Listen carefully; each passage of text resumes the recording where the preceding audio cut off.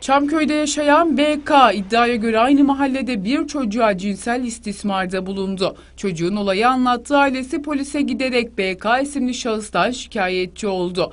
BK Düzce Cumhuriyet Başsavcılığı talimatıyla Düzce Emniyet Müdürlüğü Asayiş Şubesi ekipleri tarafından yapılan baskınla Çamköy'deki evinde yakalandı.